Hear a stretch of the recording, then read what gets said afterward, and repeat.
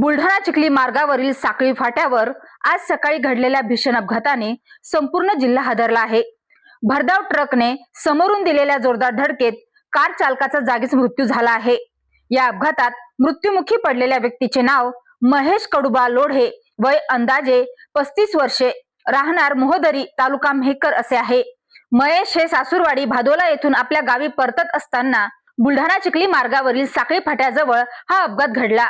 प्रत्यक्षदर्शींनी दिलेल्या माहितीनुसार BR 28 BQ 2418 क्रमांकाचा ट्रक भरधाव वेगात येत होता।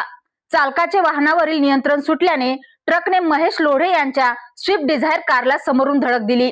धडक इतकी भीषण होती की कार पूर्णपणे चकनाचूर झाली आणि महेश लोढे यांचा घटनास्थळीच मृत्यू झाला। अपघातानंतर ट्रक चालकाने वाहन घटनास्थळी सोडून पळ काढल्याने संताप व्यक्त केला जात आहे।